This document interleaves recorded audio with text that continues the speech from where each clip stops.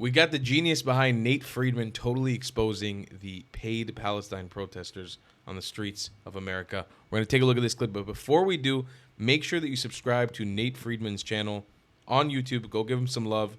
Show him some love because he's awesome and he's creating some incredible content. I'm Tyler Traveling Clat, your favorite white colonizer. Let's get into this shit. You want to be a leader of Hamas? I wish. But I don't have this.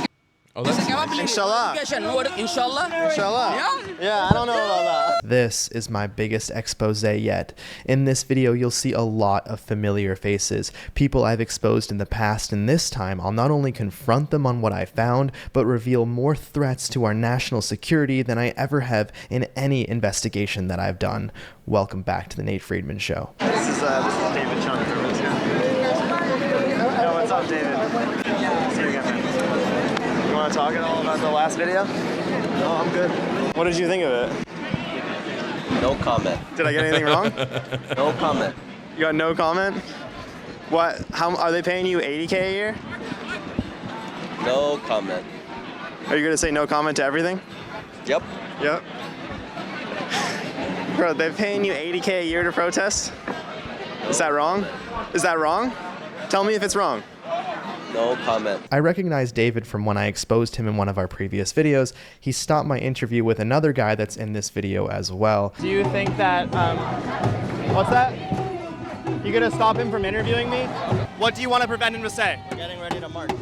David Chung is the general manager of a protest group called the People's Forum, and if you dig through their tax documents, you'll find that David Chung gets paid $75,000 a year to protest. Now, you're funding this behavior because this is David getting arrested at these protests. Now, the police do their job, but very quickly he's let out and back on the street to protest. Now, I'm sure the police are no fans of David, and David is no fan of the police. Here you can see David Chung modeling a shirt idolizing Assata Shakur, who is an activist who murdered a police officer before seeking exile in Cuba. The People's Forum, the company that he works for, is the main organizer for anti-Israel and anti-America protests here in New York. Lovely. They send announcements for protests consistently throughout the week and even delete comments that don't fit their narrative. Here you can see someone write "bring them home," and within minutes that comment is deleted.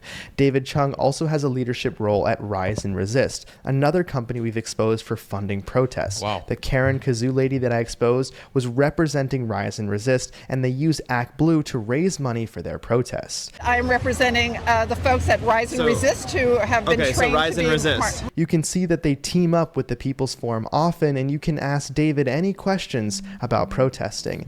Now, the People's Forum is funded by Roy Neville Singham, a billionaire Marxist living in China who is trying to destroy America from within.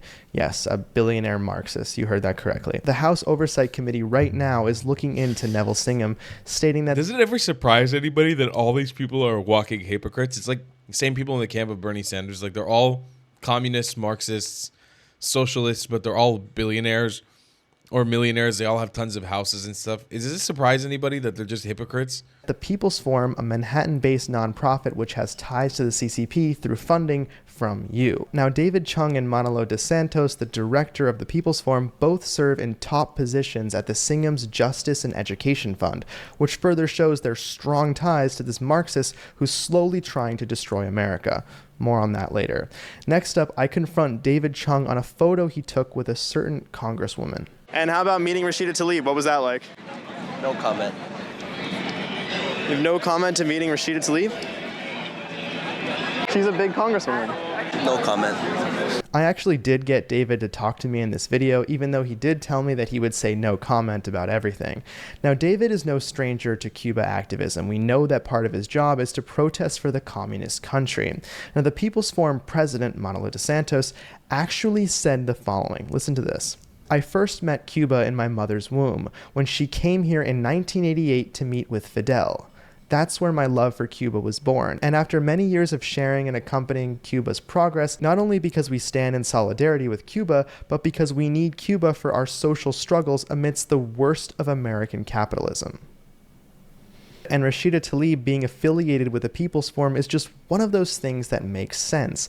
The People's Forum wrote, "As our comrades marched in D.C., we welcomed Congresswoman Rashida Tlaib and Tiffany Caban from the New York City Council. David Chung and the People's Forum are huge supporters of the communist country. They even raised over their goal initially of $150,000 all the way to $237,000 for, quote, humanitarian aid." Who knows what they actually did with that money. Now, the People's Forum encourages their protesters to bring pots and pans to the protest, and Tlaib brings that behavior straight to the Capitol. Palestinian people, this is all for you.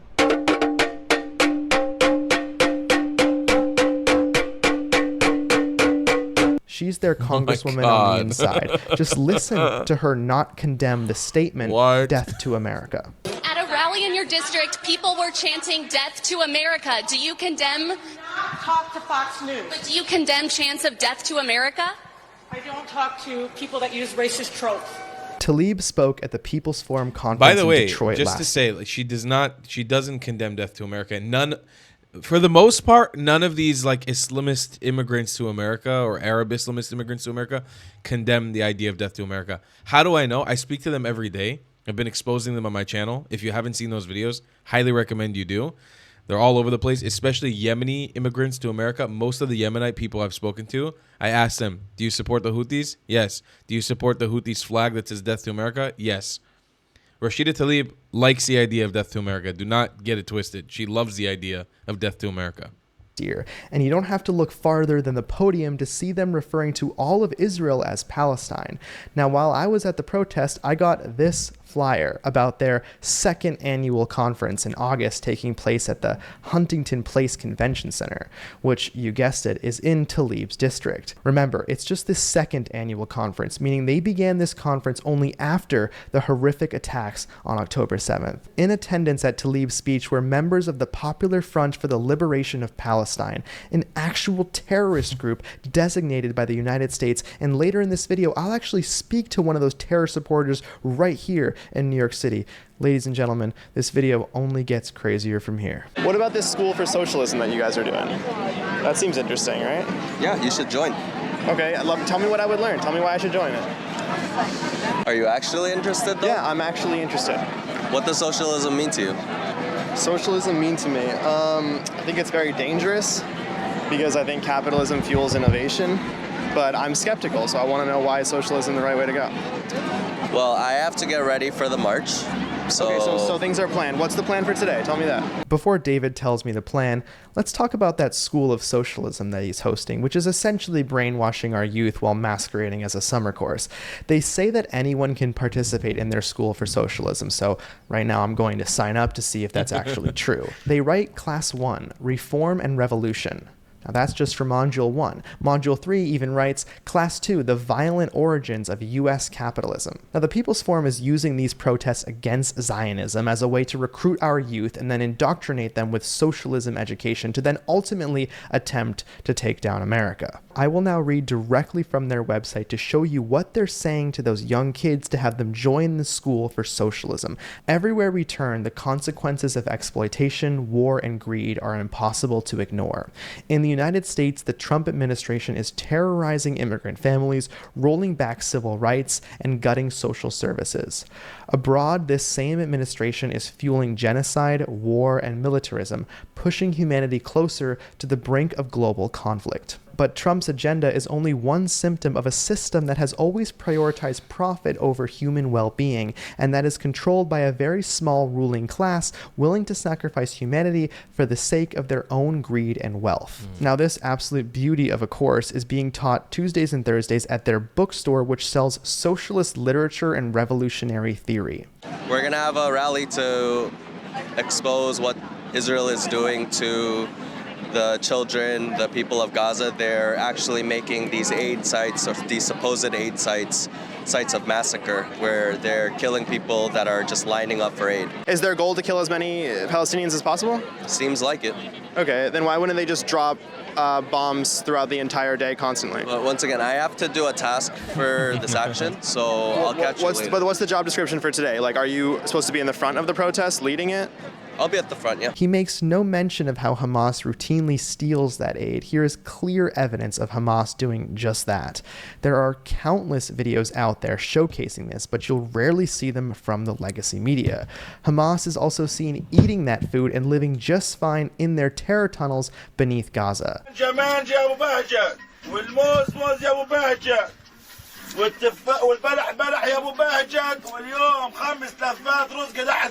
Now, the Center for Peace Communications was able to interview Gazans that shared the truth about these aid sites.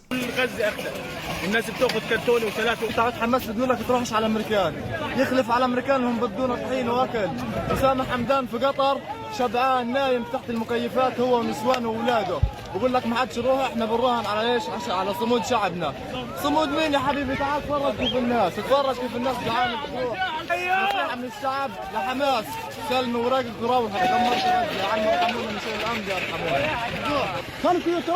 Quote, a message to Hamas, give it up and go away, and thank you, Trump. That's going to be hard to find on CNN. In fact, CNN writes, Netanyahu also repeated the unproven claim that Hamas steals humanitarian aid in Gaza. You just saw the videos. Is it really unproven? Now, aside from the lunacy of expecting the country that was attacked to provide aid to the territory that attacked them, the UN is heavily to blame here. Take a listen. You see that there? That is a sack of flour that the UN is letting rot in the sun. I gave up trying to count how many hundreds of sacks of flour the UN is letting rot here instead of picking it up and taking it to people who need it. Not only is the UN just letting the food rot, but they've also admitted on their website that 87% of the aid has been looted. There's also no mention of Egypt at these protests. Egypt has given far less aid than Israel and has repeatedly kept their crossing, the Rafah border crossing, sealed. They also refuse to accept Palestinian refugees. Egypt goes as far as to block activists when they try to march to Gaza and even deported more than 70 protesters. But there hasn't been any word of that at this protest. David, you told me you watched the video, so maybe you're watching this one. Just ask yourself, if Israel wanted to kill as many civilians as possible, why would they pass out thousands of leaflets warning civilians before they strike? And why would they give Gazans any food at all if their intention was only to kill? I'll be at the front, yeah. You'll be at the front, okay. And well, tell me about that, because people want to know, like, what does your day-to-day look like? My day-to-day, I feel like you're gonna turn whatever I say. No, I'm not. Go ahead. No, just go ahead. Tell me. No. Tell me your day-to-day. I will not do that. How do I know? You always have editorial control of what goes out on your website, so. I mean, you've seen the channel. Do you feel like I cut stuff up? Yeah. Definitely. Okay. Our interaction when you came up to me. Once again, I will come find you later. I don't think you will. I don't think you will. I think you know where I'm going to be. We're having a good conversation. He says I cut stuff up, and he can't provide one example of me doing that.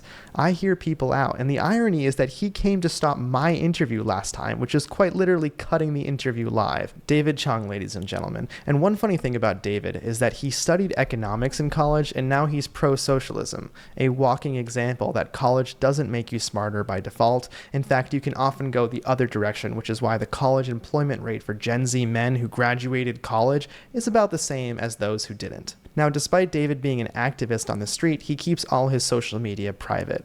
But by far the best thing about David is that he's a vicious anti-capitalist that works for a billionaire. Go figure.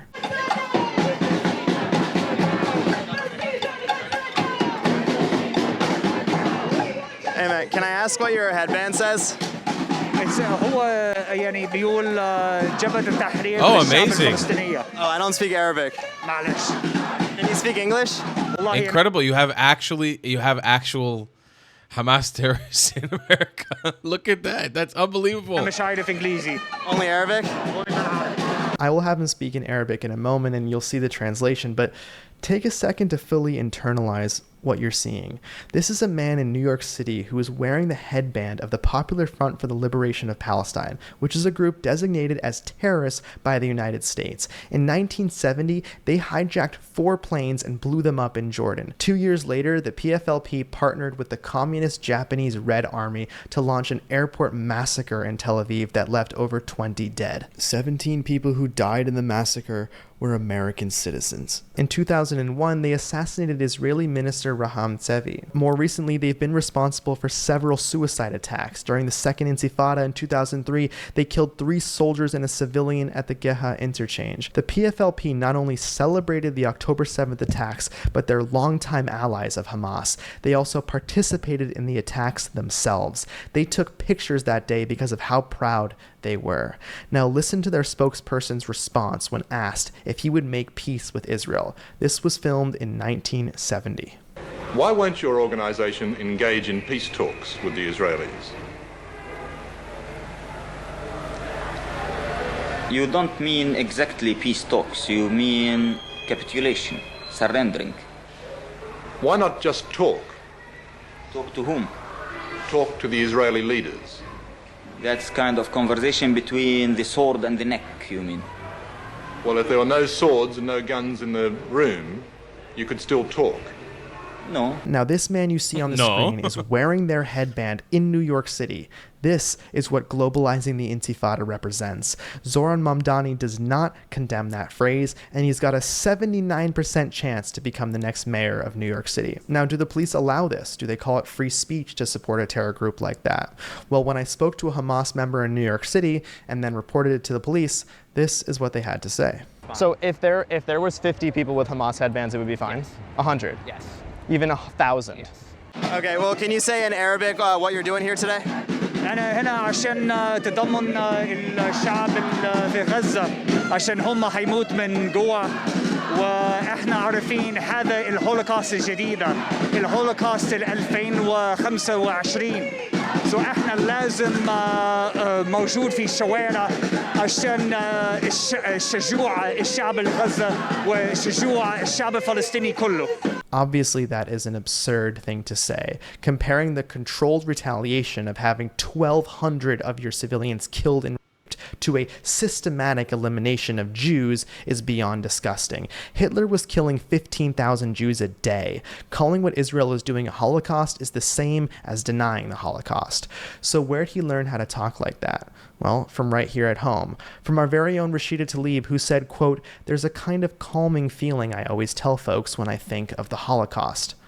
She actually said that. Hear it for yourself. Created something of a stir by coming out in favor of a one-state solution in Israel and Palestine. And I think you may be the only Democrat who's publicly supported a one-state solution. So what is your vision for a one-state solution that meets both Palestinian and Israeli or Jewish national aspirations? Absolutely. And let me tell you, I mean, for me, just a few, I think 2 weeks ago or so, we celebrated, or just it took a moment, I think, in our country to remember the Holocaust.